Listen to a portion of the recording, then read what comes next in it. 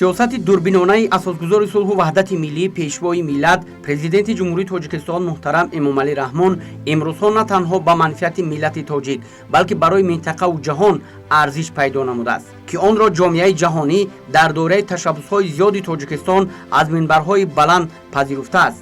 дар заминаи нуқтаҳои асоснокгардида ва ташаббусҳои беназири президенти ҷумҳурии тоҷикистон муҳтарам эмомалӣ раҳмон 25 июли соли 2025 маҷмӯаи умумии созмони милали муттаҳид лоиҳаи қатномаи махсусро таҳти унвони нақши зеҳни сунъӣ дар фароҳам овардани имконоти нав барои рушди устувор дар осиёи марказӣ якдилона қабул намуд.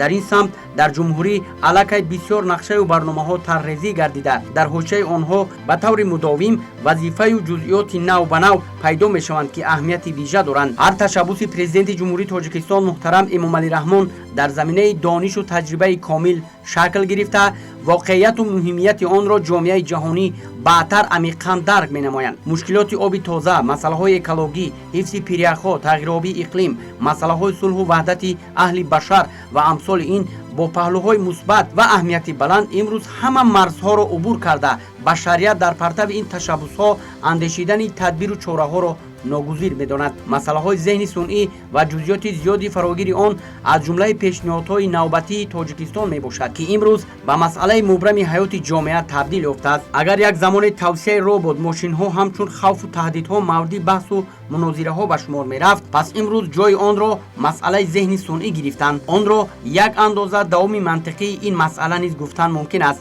оддӣ карда гӯем, агар як замоне масъалаи баҳси ба ҷои инсон меҳнат кардани робот вуҷуд дошта бошад, пас имрӯз ба ҷои инсон фикр кардани чизе аз ҷумла компютер ба вуҷуд омадааст. бо вуҷуди рушди устувори технологияҳои муосир аз ҷумла зеҳни сунъӣ, қисмати зиёди корбарон, ҳатто он нафароне ки ҳар рӯз аз технологияҳои муосир истифода мебаранд, ҳанӯз моҳияти зеҳни сунъиро дарк накардаанд. онҳо танҳо истифодабарандаю бинандаи натиҷаи кори зеҳни сунъӣ буда алгоритми кори ин системаҳо барояшон норавшан боқӣ мондааст. ин ҳолат нишон медиҳад ки байни пешрафти технологияи навин ва сатҳи дарки ҷомеа фосилаи муайян вуҷуд дорад. аз ин рӯ зарурати шарҳи соддаи мафҳуми зеҳни сунъӣ ба миён меояд. оё мошинҳои ҳисоббарор метавонанд ба монанди инсон фикр карда қарор қабул намоянд ва ба саволҳо ҷавоб гардонанд? ин раванд муҳаққиқон ва муҳандисонро солҳои зиёд банди андеша намуда буд. бояд гуфт ки заминаҳои пайдоиши зеҳни сунъӣ натиҷаи ҳамгироии чандин соҳаи илм ба ҳисоб меравад, аз ҷумла мантиқ, математика, информатика, алгоритмсозӣ ва амсоли инҳо ки дар якҷоягӣ дар заминаи татбиқи забонҳои барномасозӣ чунин системаи универсалӣ сохтаанд. гарчанде оид ба масъалаи зеҳни сунъӣ ва пайдоиши он дар байни пажӯҳишгарон ақидаҳои мухталиф зиёданд ва ҳатто онҳо идеяҳои пайдоишро ба давраҳои юнони қадим низ рабт медиҳанд. дар солҳои 50-уми асри гузашта олимон ба хулосае омаданд ки майнаи сари инсон монанди шабакаи нейронӣ фаъолият мекунад. маҳз дар заминаи амалисозӣ ва таҳияи шабакаи нейронӣ имконият фароҳам омад то алгоритми кории масъала тавассути мошинҳои ҳисоббарор таҳлил карда шавад. истилоҳи зеҳни сунъӣ аввалин маротиба соли 1956 аз ҷониби ҷон маккарти созандаи забони лисп дар конфронси донишгоҳи дартмут баён гардидааст, аммо идеяи сохтани чунин системаҳо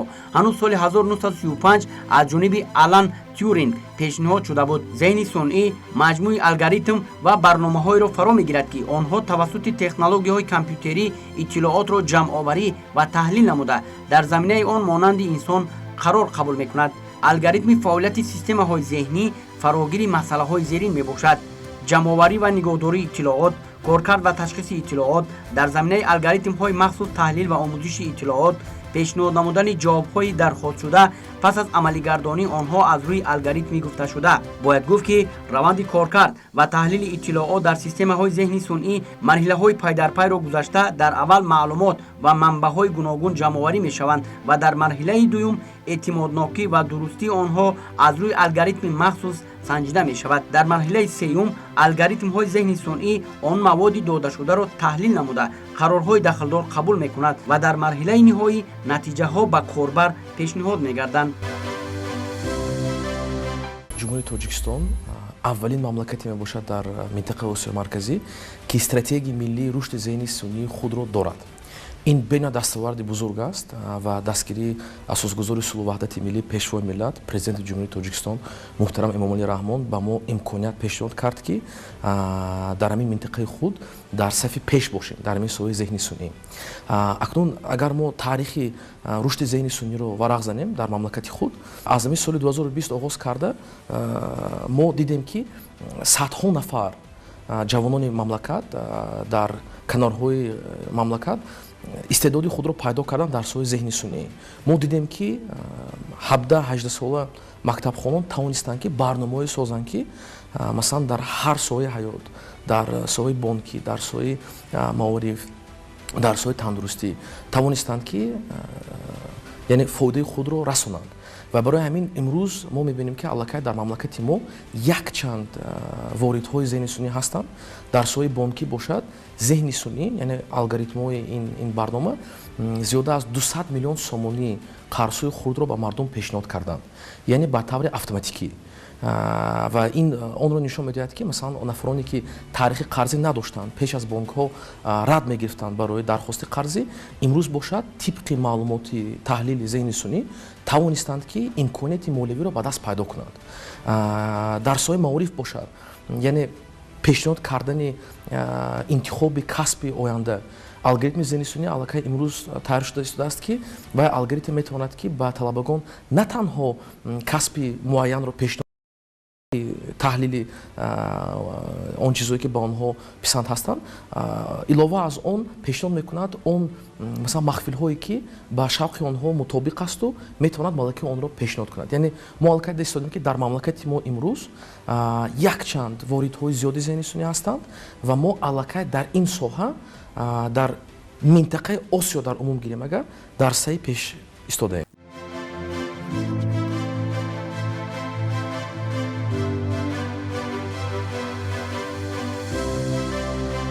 зеҳни сунъӣ алҳол ба сифати идроки техникӣ ба ҳаёти инсоният ворид гардидааст ва сабқату рақобатҳои гуногун зиёданд. ҳукумати ҷумҳурии Тоҷикистон барои амалисозии ҳадафҳои стратегӣ дар самти рақамикунонӣ ва зеҳни сунъӣ гомҳои устувор гузоштааст ки онҳоро дар чанд самт тақсимбандӣ кардан имкон дорад. Якум, ҳукумати Тоҷикистон рушди технологияҳои рақамиро ҳамчун омили муҳим дар баланд бардоштани самаранокии идоракунӣ зарур шуморида, барои расидан ба ин ҳадаф маҷмӯи зиёди барнома ва консепсияҳоро қабул намудааст. Дуюм, рушди зеҳни сунъӣ дар заминаи санъатҳои меъёрии ҳуқуқӣ низ ба танзим дароварда шудааст. Дар ин замина бо қарори ҳукумати ҷумҳурии Тоҷикистон аз 3 сентябри соли 2022 стратегияи рушди зеҳни сунъӣ барои давраи то соли 2040 ба тасвиб расидааст ки яке аз муҳимтарин барномаҳо ба шумор меравад. Сеюм, истифодаи иқдомҳои идоракунии худкор ва механизмҳои маълумотӣ бо татбиқи зеҳни сунъӣ ба яке аз самтҳои муҳими сиёсати давлатӣ табдил ёфтааст. Масалан, истифодаи алгоритмҳо барои таҳлили маълумоти оморӣ, қабули қарорҳо ва ояндабинии равандҳои иҷтимоӣ иқтисодӣ то рафъ аҳамияти хос касб менамояд. Чорум, ҳукумати ҷумҳурӣ низоми маорифро соҳаи афзалиятноки сиёсати давлатӣ арзёбӣ намуда, омодасозии кадрҳои баландихтисос ва ба талаботи бозор ҷавобгӯро дар самти барномасозӣ, технологияҳои иттилоотӣ ва зеҳни сунъӣ омили калидии рушди устувор барои расидан ба дастовардҳои назаррас ҳисобида, густариши ихтисосҳои марбут ба ин соҳаро дар муассисаҳои таълимии кишвар яке аз самтҳои афзалиятнок қабул намудааст. Аз ҷониби ҳукумати ҷумҳурӣ таъсис додани паркҳои технологӣ, марказҳои инноватсионӣ, марказҳои омӯзиши забонҳои барномасозӣ ва амсоли инҳо ба густариши соҳаи мазкур мусоидат намуд. инчунин ҳамкории ҳамаҷониба бо ташкилоти байналмилалӣ ва ҷалби мутахассисон аз кишварҳои пешрафта барои рушди технологияҳои инноватсионӣ заминаи мусоид гузоштааст.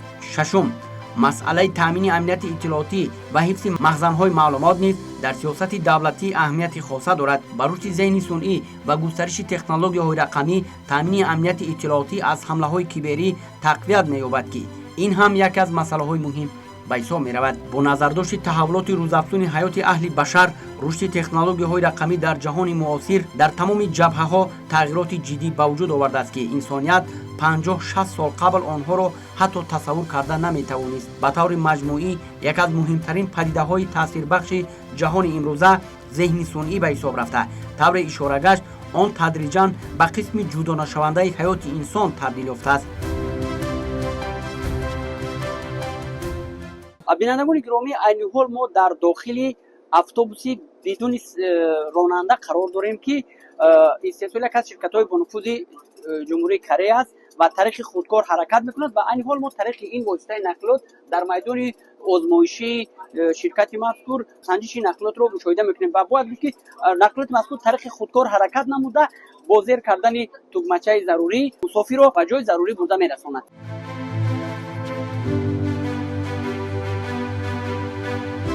бояд тазаккур дод ки зарурати ҷорӣ намудани зеҳни сунъӣ дар ҳама соҳаҳои мухталифи хизматрасонӣ як аз масъалаҳои калидии сиёсати давлатии имрӯзаи ҳукумати ҷумҳурии Тоҷикистон ба ҳисоб меравад. ин автомашинаи роботакси истеҳсоли ширкати маъруфи хундаи Кореяи Ҷанубӣ аст ки тавассути робот идора карда мешавад ва айни ҳол он дар марҳилаи озмоишӣ қарор дорад ва тибқи маълумоти расида ояндаи наздик ин автомашинаҳо дар кӯчаҳои шаҳри Сеул ва дигар шаҳрҳои бузурги олам дида хоҳанд шуд ва ба сокинону сайёҳон ва меҳмонон хизмат хоҳанд расонд.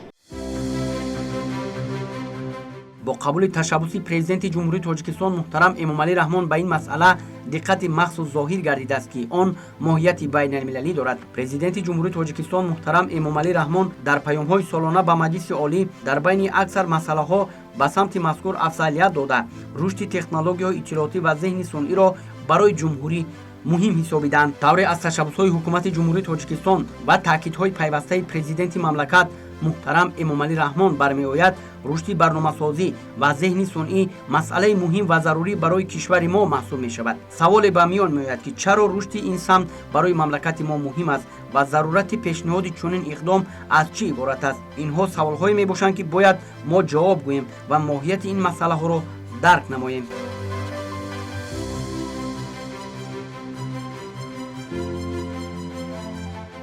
тибқи маълумоти омории якчанд кишвари ҷаҳон дар самти истифодаи зеҳни сунъӣ, илм, технология, сармоягузорӣ ва татбиқи амалии зеҳни сунъӣ пешрафта мебошанд. дар ин кишварҳо ширкатҳои бузург фаъолият менамоянд ки онҳо зеҳни сунъиро бевосита дар раванди корӣ татбиқ намуданд.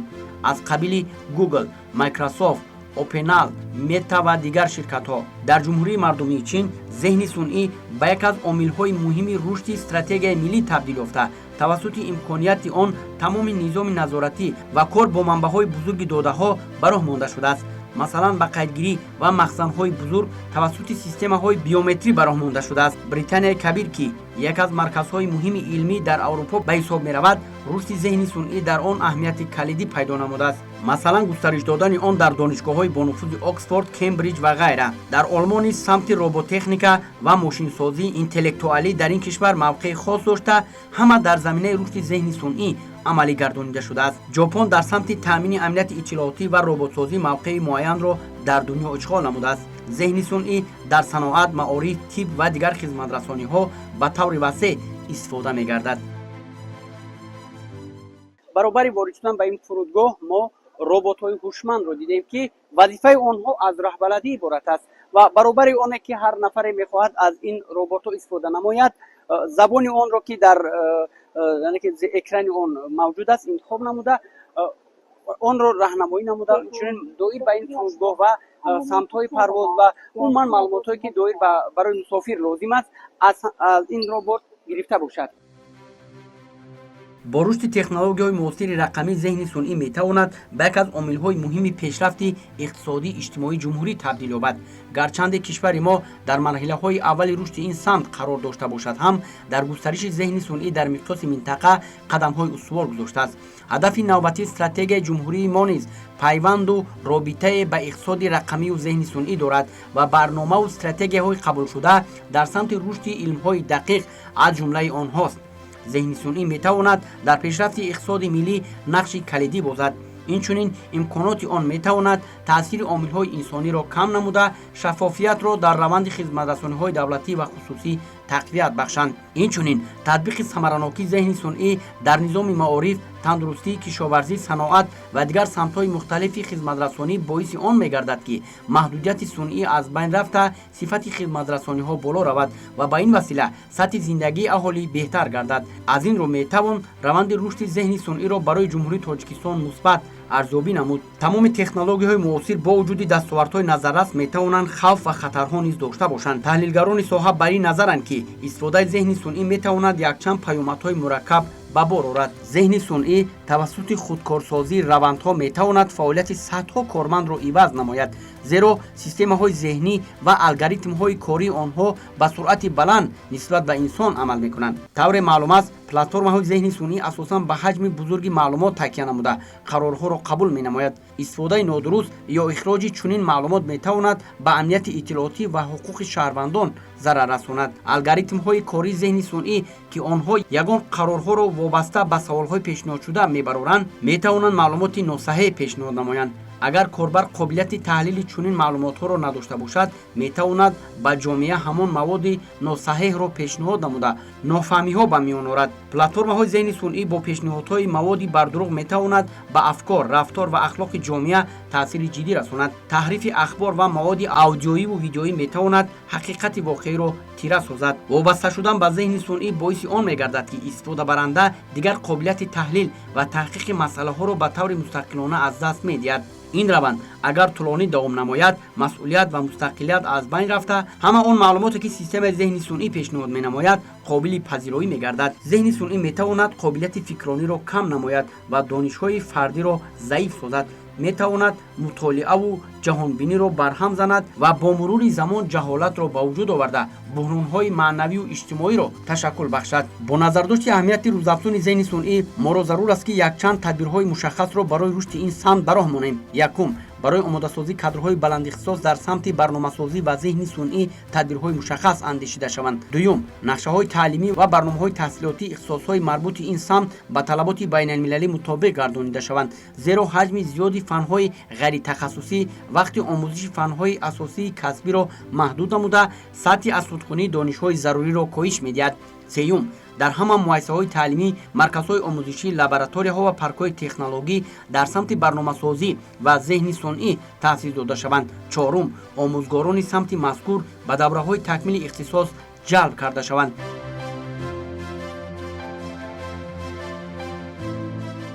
дар асре ҳастем, ки зеҳни сунъӣ ва технологияҳои рақамӣ тамоми ҷаҳонро идора карда истодаанд. мо ниёз ба дониш дорем. донише ки на дар рӯи коғаз, балки дар амал ба кор ояд. дар ин ҷо мо танҳо китоб намехонем, лоиҳа месозем. дар ин ҷо усулҳои анъанавии дарсгӯӣ бо технологияи муосир аз ҷониби омӯзгорони донишманд бо таҷриба омехта шуданд. фароҳам аст тамоми шароитҳо. бо назардошти имконият ба давраҳои кӯтоҳмуддат ба хориҷи кишвар равона гарданд, то аз таҷрибаи байналмилалӣ омӯзанд. панҷум, ҷалби сармоягузории дохилӣ ва хориҷӣ ба соҳаи технологияҳои рақамӣ. шашум, табодули ҳамкории байналмилалӣ ва истифода аз таҷрибаи кишварҳои пешрафта. зеҳни сунъӣ аллакай ба ҷузъиёти ҳаёти аҳли башар табдил ёфтааст ва дар ин самт набояд маърифати омма заиф бошад. манзур он аст, ки бо назардошти таҳаввулоти рӯзафзун дар баробари паҳлӯҳои мусбат ба оқибатҳои дигару номаълуми он омода буд. ҳамин тавр метавон хулоса намуд, ки дар шароити муосир зеҳни сунъӣ ҳамчун омили калидии рушди иқтисоди миллӣ баромад намуда ба соҳаҳои мухталифи ҷомеа таъсир мерасонад. таҳлилҳои илмӣ собит намуданд, ки дар ҷумҳурии Тоҷикистон аллакай заминаҳои аввали зеҳни сунъӣ ташаккул ёфтанд. бо назардошти ин омилҳо, дурнамои татбиқ ва густариши зеҳни сунъӣ дар ҷумҳурӣ мусбат арзёбӣ мешавад ва дар оянда ҷумҳурии Тоҷикистон ба яке аз субъектҳои фаъоли инноватсионӣ дар минтақа табдил меёбад.